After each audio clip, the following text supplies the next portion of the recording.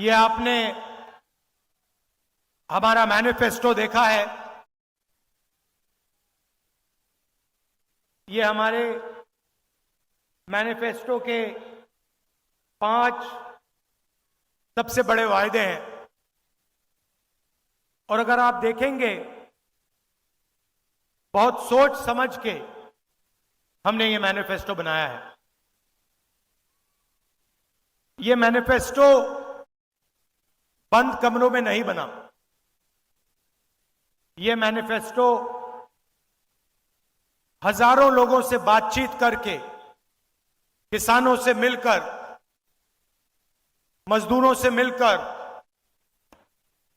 महिलाओं से, बुजुर्गों से बातचीत करने के बाद यह मैनिफेस्टो बना है। और इस पे जरूर हमने कांग्रेस पार्टी का निशान लगाया है, मगर सचमुच में यह जनता का मैनिफेस्टो है। यह कांग्रेस पार्टी का नहीं है, यह आपका है। आपकी आवाज, आपकी मन की बात हमने यहां स्टेज पे लिख दी है। इसके बारे में मैं आपको बताऊंगा, मगर इससे पहले देश की हालात के बारे में थोड़ा सा कहना चाहता हूं। पिछले 10 सालों में नरेंद्र मोदी जी ने चुने हुए अरबपतियों के लिए सरकार चलाई है। नाम आप जानते हो। सबसे बड़ा नाम अदानी जी। अदानी का नाम है। घर जाएंगे तो गूगल पे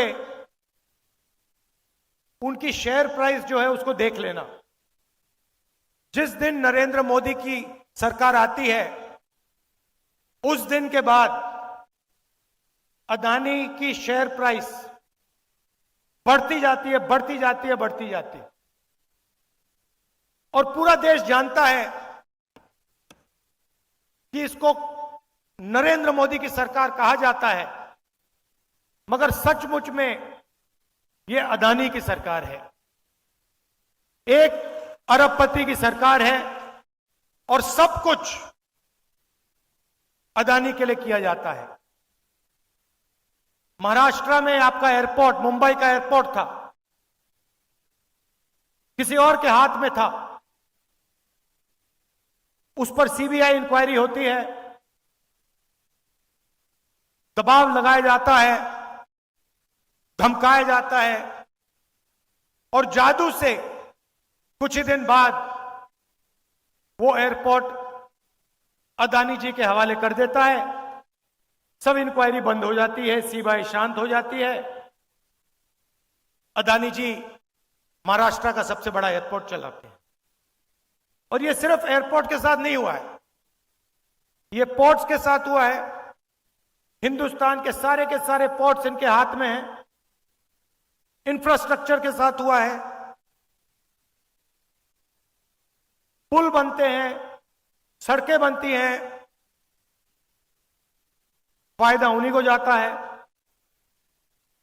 खदान उनकी, कोयला उनका, सोलर पावर उनका, विंड पावर उनका, बिजली उनकी, सारा का सारा अदानी जी के लिए। और 5-10 और होंगे।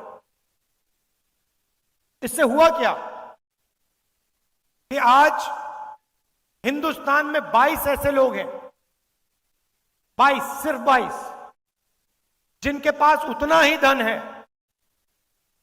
जितना हिंदुस्तान के 70 करोड़ लोगों के पास। मतलब देखिए, 22 लोग, पहली लाइन में 22 लोग बैठे हैं। आप सोचिए, इतने लोगों के पास उतना ही धन है जितना हिंदुस्तान के 50% आबादी के हाथ में है। और 24 घंटा नरेंद्र मोदी जी कभी धर्म की बात करेंगे, कभी गरीबों की बात करेंगे, कभी हिंदू मुस्लिम कहेंगे, एक जात को दूसरी जात से लड़ाएंगे। और लक्ष्य एक ही है,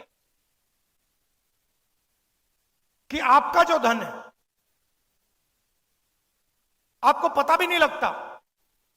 जो आप जीएसटी में देते हो, आप शर्ट खरीदते हो टैक्स लग जाता है, पेट्रोल खरीदते हो टैक्स लग जाता है, जूते खरीदते हो, टूथपेस्ट खरीदते हो, जो भी आप खरीदते हो उसमें टैक्स लग जाता है। और आप उतना ही टैक्स देते हो जितना गौतम अदानी देता है। अगर आपने शर्ट खरीदी, 500 रुपए की शर्ट खरीदी, आप भी 18% दोगे, अदानी भी 18% देगा। और आपकी आमदनी हजारों में, उसकी आमदनी हजारों करोड़ों में, टैक्स एक ही देते हो। 24 घंटा मीडिया प्रधानमंत्री का चेहरा टीवी पे दिखाता है। मैं कन्याकुमारी से कश्मीर चला, 4000 किलोमीटर चला,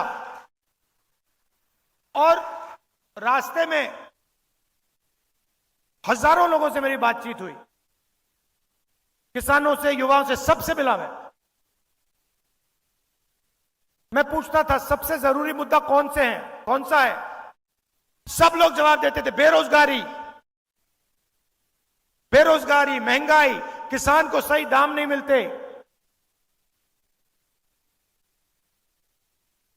गरीबों की इस देश में कोई भागीदारी नहीं, ये मुद्दे थे।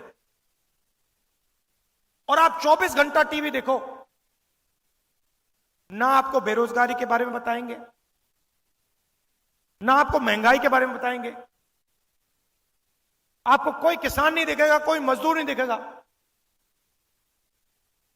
आपको बॉलीवुड के स्टार दिख जाएंगे आगे पीछे नाचते हुए, आपको क्रिकेटर दिख जाएंगे, आपको नरेंद्र मोदी जी दिख जाएंगे, कभी वो आपको समुद्र के नीचे दिखेंगे पूजा करते हुए। वहां पे मतलब मजाक बना रखा है,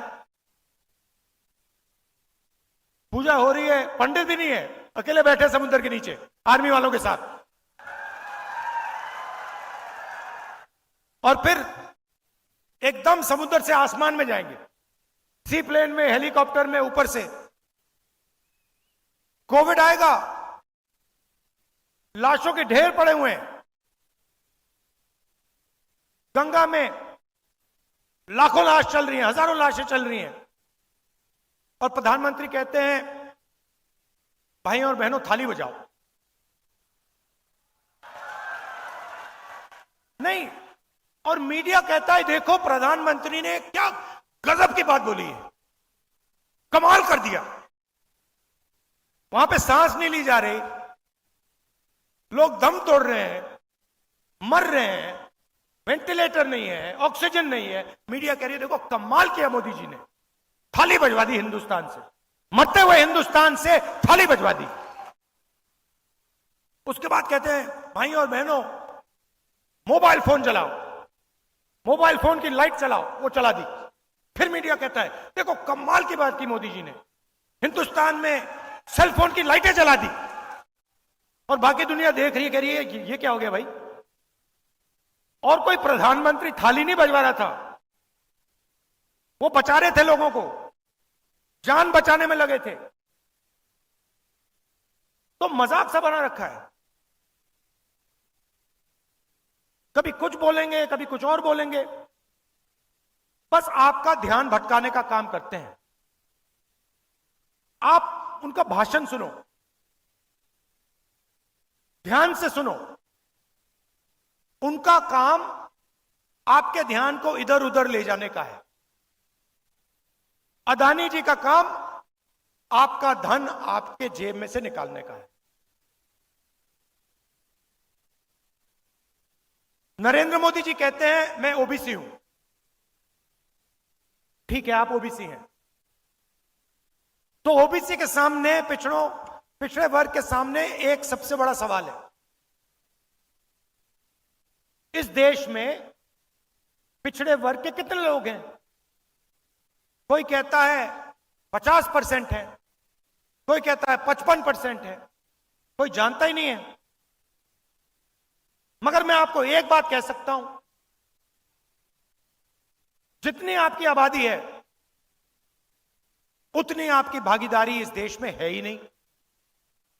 यह मैं गारंटी कह सकता हूं। जितनी आबादी आदिवासियों की है उतनी भागीदारी आपकी नहीं है। जितने इस देश में दलित हैं उनकी भागीदारी नहीं है। मीडिया की लिस्ट निकालो। वो मोदी मीडिया है, मगर देखिए, आपको आंकड़े पकड़ने चाहिए, आपको आंकड़े निकालने चाहिए। देखिए, यहां बैठे हैं, ये जनता की आवाज कभी नहीं उठाते। मैं इनके सामने बोल रहा हूं, इनकी गलती नहीं है, ये जूनियर लोग हैं, इनको गुलाम बना के रखा हुआ है वहां पे, ये कुछ नहीं कर सकते, इनको ऑर्डर आता है। इन बेचारों को सैलरी लेनी है, बच्चे पालने हैं, इनकी गलती नहीं है, पीछे से ऑर्डर आता है। मगर आप इनकी लिस्ट निकालिए, हिंदुस्तान के मीडिया के मालिकों की लिस्ट निकालिए, इनकी सीनियर मैनेजमेंट की लिस्ट निकालिए। बड़े बड़े जो इनके एंकर्स हैं, जो 24 घंटा टीवी पे आते हैं, टिप्पणी करते हैं, ज्ञान देते हैं देश को, इनकी लिस्ट निकालिए। मैंने निकाली है। इसमें आपको एक पिछड़े वर्ग का आदमी नहीं मिलेगा, एक ओबीसी नहीं मिलेगा, एक दलित नहीं मिलेगा, एक आदिवासी नहीं मिलेगा, एक गरीब जनरल कास्ट का भी व्यक्ति नहीं मिलेगा। इसलिए ये आपकी बात नहीं करते। क्यों करें? ये आपके हैं ही नहीं। इनको छोड़िए, हिंदुस्तान की 200 सबसे बड़ी कंपनियों की लिस्ट निकालिए, उनके मालिकों की लिस्ट निकालिए। सब जानते हैं 200 बड़ी कंपनियां कौन सी हैं, उनकी लिस्ट निकालिए। उनकी मैनेजमेंट की लिस्ट निकालिए, उनके बड़े बड़े अफसरों की लिस्ट निकालिए। मुझे दिखा दीजिए उसमें ओबीसी कौन है, पिछड़े वर्ग का बता दो, दिखा दो मुझे कौन है वहां पे। हिंदुस्तान की 200 सबसे बड़ी कंपनियों में एक ओबीसी वर्ग का मालिक नहीं है, एक दलित मालिक नहीं है, एक आदिवासी मालिक नहीं है। मैं ऐसे नहीं बोल रहा हूं, मैंने पता लगाया है, मैंने लिस्ट निकाली है। मतलब 90% आपकी आबादी, और हिंदुस्तान की 200 सबसे बड़ी कंपनियों में आपका एक आदमी नहीं, मीडिया में आपका एक आदमी नहीं, प्राइवेट अस्पताल के मालिक की लिस्ट निकाली, उधर आपका कोई नहीं, सबसे बड़े कॉलेज यूनिवर्सिटी इनकी लिस्ट निकाले, उधर आपको नहीं मिलेगा। अब आप कहोगे भैया ये तो हमारा काम नहीं है, तो फिर ठीक है, हिंदुस्तान की सरकार को 90 अफसर चलाते हैं, बजट बढ़ता है, महाराष्ट्र को पैसा आता है, तमिलनाडु को पैसा जाता है, सड़कों में लगाया जाता है, डिफेंस में जाता है। बजट को 90 लोग बांटते हैं, 90 आईएएस अफसर हैं, लाखों करोड़ रुपए वो बांटते हैं, डिसाइड करते हैं कहां जाएगा, आपके बच्चों की शिक्षा में कितना जाएगा। 90 नाम में से एक नाम दलित है, एक नाम आदिवासी है, 3 नाम ओबीसी है। आपकी आबादी 50% और 90 में से 3, और वो भी छोटे छोटे डिपार्टमेंट में पीछे कहीं बैठे हुए हैं, बड़े डिपार्टमेंट में कोई नहीं है। और अगर हिंदुस्तान की सरकार 100 रुपए खर्च करती है तो दलित, ओबीसी, आदिवासी अफसर 6 रुपए 10 पैसे का निर्णय लेते हैं। आपकी आबादी कहां 90%, भागीदारी 100 रुपए में से 6 रुपए 10 पैसे। और फिर प्रधानमंत्री कहते हैं मैं ओबीसी हूं। कैसे ओबीसी हो आप? पिछड़ों का आपने क्या किया? ओबीसी के लिए क्या किया आपने, यह बता दो मुझे। कौन सी योजना आप लाए हिंदुस्तान के किसानों के लिए, वो ओबीसी हैं? गरीबों के लिए कौन सी योजना लाए? जो छोटा व्यापार चलाते हैं उनके लिए कौन सी योजना लाए, मुझे बता दो। एक योजना नहीं लाए आप। आदिवासी अफसर 100 रुपए में से 10 पैसे का निर्णय लेता है। दलित 100 रुपए में से 1 रुपए का निर्णय लेता है। पिछड़े वर्ग ओबीसी 100 रुपए में से 5 रुपए का निर्णय लेते हैं। अब आप कहोगे राहुल गांधी ने बात तो बता दी, मगर सॉल्यूशन क्या है, इसको ठीक कैसे किया जाए, मैं बताता हूं। जाति जनगणना,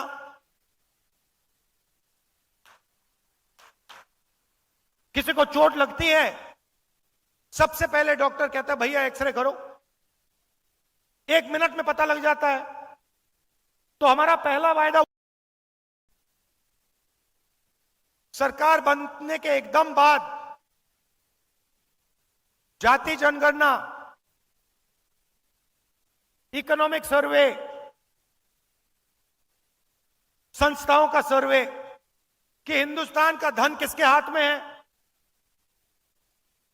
कितना धन पिछड़े वर्ग के हाथ में है, कितना दलितों के हाथ में है, कितना आदिवासियों के हाथ में है, कितना गरीब जनरल कास्ट के हाथ में, कितना माइनॉरिटीज के हाथ में।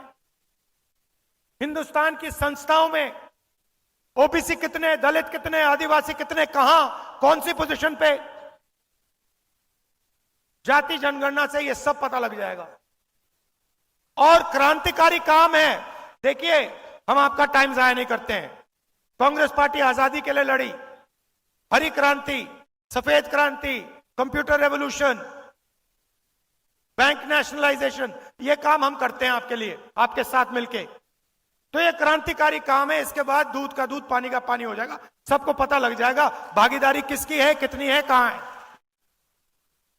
तो ये पहला कदम है।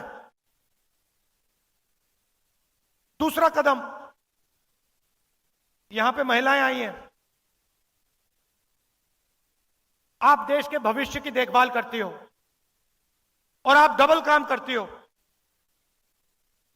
आप जॉब भी करती हो और आप घर भी चलाती हो, बच्चों की भी देखभाल करती हो। करती हो नहीं करती हो? मगर इसके लिए आपको कभी सही कॉम्पेंसेशन नहीं दिया गया। सही बात है ना? आप जाके जॉब करते हो, आप पुरुष हो, आप जाके जॉब करते हो, आपको सैलरी मिलती है। आपकी बीवी घर में काम करती है, वो भी जॉब करती है, जॉब के लिए उसको सैलरी मिलती है, मगर जो घर में काम करती है उसके लिए उसको कुछ नहीं मिलता। तो आपको मिलता है, मगर ये डबल काम करती है, इनको डबल पैसा नहीं मिलता। तो ये बातचीत हमने कांग्रेस पार्टी में की और हमने निर्णय लिया कि देखिए, जो महिलाएं हिंदुस्तान के भविष्य के देखभाल कर रही हैं, जिनको उसके लिए कॉम्पेंसेशन नहीं मिलता है, पहली बार दुनिया में कोई भी सरकार क्रांतिकारी काम करने जा रही है। हिंदुस्तान के सारे गरीब परिवारों की हम लिस्ट निकालेंगे। जो भी गरीबी रेखा के नीचे होंगे, सारे परिवारों के हम लिस्ट निकालेंगे। हर परिवार में से एक महिला को हम चुनेंगे और उस महिला के बैंक अकाउंट में साल के 1 लाख रुपए आपकी अगली सरकार डाल देगी। हर महीने ठकाठक 8,500 रुपए आपके बैंक अकाउंट में।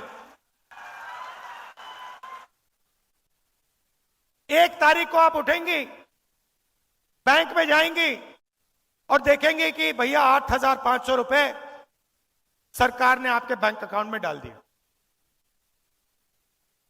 और ये कोई तोहफा नहीं है, गिफ्ट नहीं है। ये मत सोचिए कि ये गिफ्ट है। जो आप हर रोज घर में करती हो, मदद करती हो,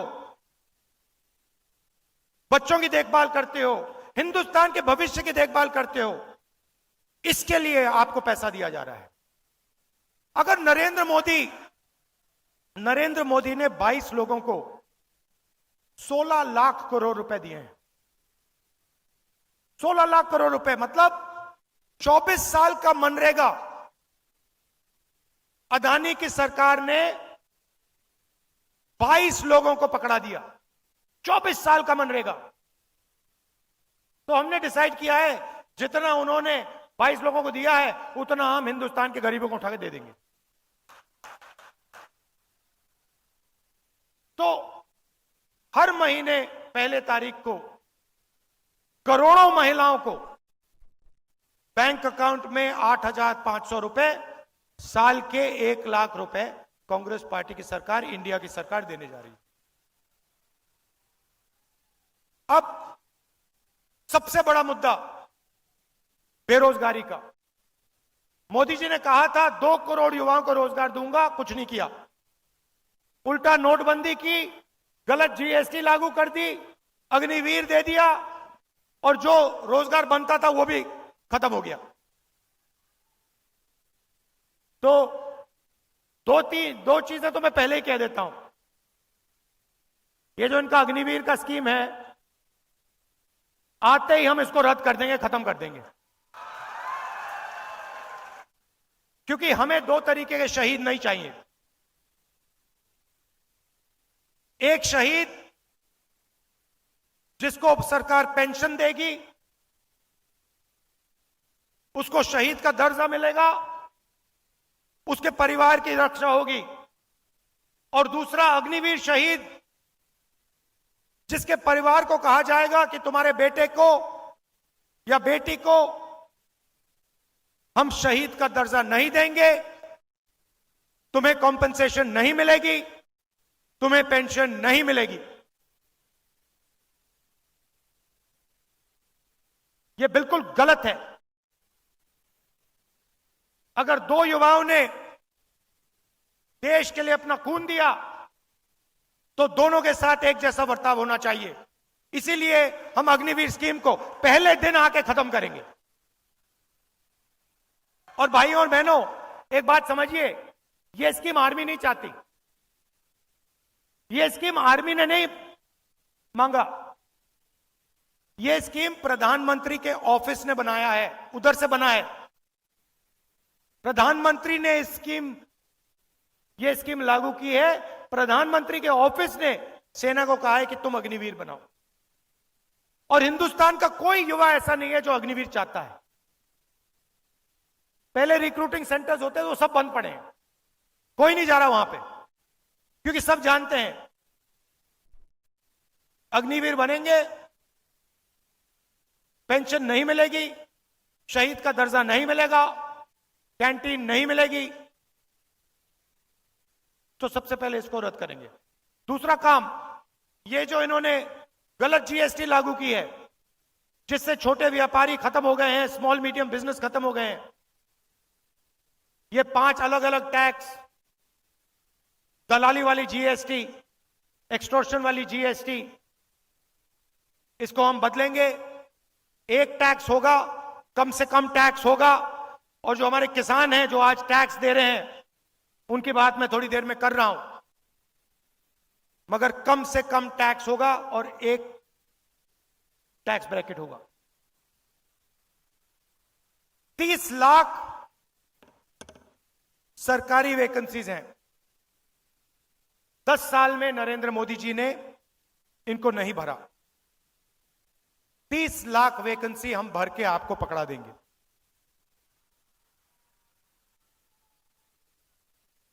गरीब घर के बेटे बेटियां बेरोजगार हैं। अमीर घर के बेटे जब जॉब मार्केट में जाते हैं, वो अप्रेंटिसशिप करते हैं। अप्रेंटिसशिप अंग्रेजी शब्द है, मगर इसका मतलब कि उनका 6 महीने का, 1 साल की जॉब लगती है, उनकी ट्रेनिंग होती है। प्राइवेट कंपनी में, पब्लिक सेक्टर में, सरकारी ऑफिस में उनको जॉब लगती है, उनकी ट्रेनिंग होती है, और फिर अगर वो अच्छा काम करते हैं, उनकी जॉब परमानेंट हो जाती है। मगर ये अधिकार और यह मौका हिंदुस्तान के गरीब युवाओं को नहीं मिलता है। हम आपके लिए मनरेगा लाए थे, रोजगार का योजना, रोजगार का अधिकार। अब हम आपके लिए, हिंदुस्तान के युवाओं के लिए अप्रेंटिसशिप का अधिकार ला रहे हैं। इससे क्या होगा? जिसके पास डिप्लोमा है, कॉलेज डिग्री है, यूनिवर्सिटी से पढ़ा है, उन सबको यह अधिकार मिलेगा। प्राइवेट कंपनियों में, पब्लिक सेक्टर यूनिट्स में, सरकारी ऑफिसेज में, इन सबको 1 साल की अप्रेंटिसशिप मिलेगी। 1 साल का उनको 1 लाख रुपया मिलेगा और उनकी ट्रेनिंग होगी। गरीब से गरीब युवा हिंदुस्तान में अप्रेंटिसशिप कर पाएगा, ट्रेनिंग ले पाएगा। 1 साल में 1 लाख रुपए उसके जेब में आएंगे, बैंक अकाउंट में आएंगे, और फिर उसके बाद अगर वो अच्छी तरह काम करेगा तो उसकी नौकरी परमानेंट हो जाएगी। किसी भी सरकार ने, दुनिया में किसी भी सरकार ने ऐसा क्रांतिकारी कदम नहीं उठाया है। ये हम करने जा रहे हैं। यात्रा में यहां से निकला, बहुत सारे युवाओं ने कहा हम पढ़ाई करते हैं, एग्जाम से 1 दिन पहले पेपर लीक हो जाता है, बेईमान लोग फायदा उठा जाते हैं, हम देखते रह जाते हैं। तो हम एक नया कानून लाएंगे, पेपर लीक के खिलाफ कानून, सख्त कार्रवाई होगी, और जो भी पेपर लीक करवाएंगे उनको हम जेल में डाल देंगे। और आजकल जो फैशन बनाया है मोदी जी ने कि प्राइवेट संस्थाएं, प्राइवेट कंपनीज एग्जाम दिलवा रही हैं, इसको हम बंद करेंगे। कोई प्राइवेट कंपनी एग्जाम नहीं दिलवाएगी, सरकार एग्जाम दिलवाएगी, सरकार एग्जाम मार्किंग करेगी, टेस्टिंग करेगी। मैंने किसानों की बात की। पूरे देश में किसान उदास है, डरा हुआ है, और किसान, किसी भी किसान से बात करो 2 चीजें कहता है। एक सवाल कि राहुल जी, अरबपतियों का कर्जा माफ हो जाता है, उनके पास पैसे की कोई कमी नहीं है, मगर हमारा कभी कर्जा माफ नहीं होता, क्यों नहीं? और दूसरा, प्राइवेट कंपनियों को उनके प्रोडक्ट के लिए सही दाम मिलता है, मगर हिंदुस्तान के किसान को सही दाम कभी नहीं मिलता, क्यों? ये 2 सवाल हजारों किसानों ने मुझसे पूछे, यात्रा में पूछे, हर रोज, राहुल जी ये क्यों हो रहा है? तो मैं उन किसानों से कहना चाहता हूं, हमारी सरकार आएगी तो ये नहीं होगा। सबसे पहले जैसे हमने आपका कर्जा माफ किया था, हम फिर से हिंदुस्तान के किसानों का कर्जा माफ करेंगे।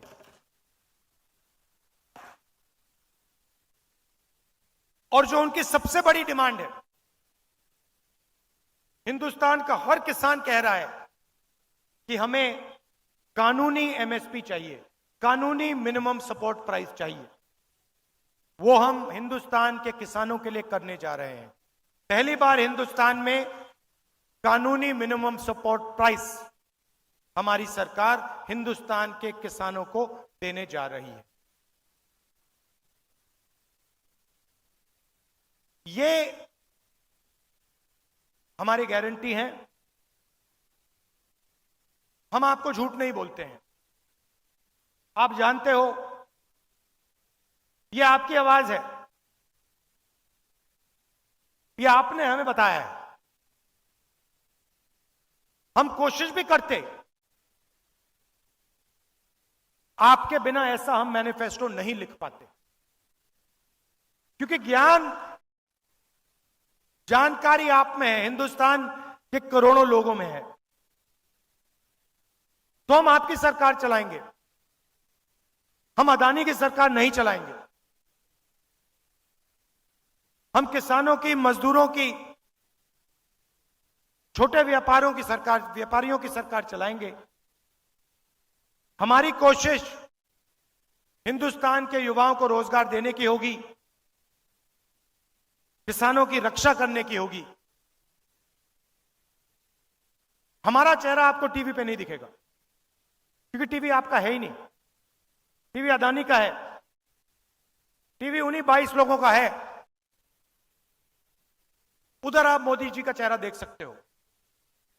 ये टीवी वाले, ये जो हमारी क्रांतिकारी गारंटियां हैं, ये कभी नहीं दिखाएंगे।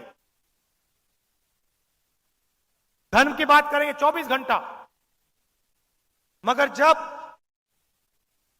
राम मंदिर के इनॉग्रेशन में आदिवासी राष्ट्रपति को अंदर नहीं जाने दिया, तो मीडिया ने एक शब्द नहीं बोला, एक शब्द नहीं बोला, चुप थे। देश के राष्ट्रपति को, देश की राष्ट्रपति को राम मंदिर के इनॉग्रेशन में नहीं आने दिया। क्यों? क्योंकि वो आदिवासी है।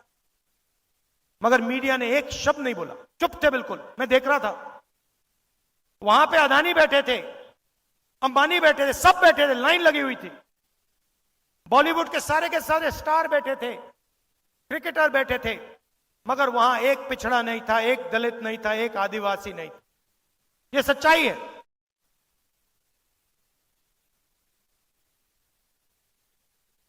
और इन 5 में से हिंदुस्तान के लिए सबसे जरूरी, हिंदुस्तान के भविष्य के लिए सबसे जरूरी जाति जनगणना है। क्योंकि इससे जो आपके साथ धोखा हो रहा है, जो आपको झूठ बोला जा रहा है, वो सबके सामने आ जाएगा। प्रधानमंत्री कहते हैं कि ओबीसी की सरकार है, गरीबों की सरकार है। नहीं, गरीबों में नहीं है, ओबीसी की नहीं है, दलितों की नहीं है, आदिवासियों की नहीं है, गरीब जनरल कास्ट की नहीं है, 22-25 लोगों की है। हमारी सरकार ये 5 काम आपके लिए करके, गारंटी करके, मैं यहां कह रहा हूं, ये हम आपके लिए करके दिखा देंगे। आप सब आए, इसके लिए आप सबको दिल से धन्यवाद। नमस्कार, जय हिंद।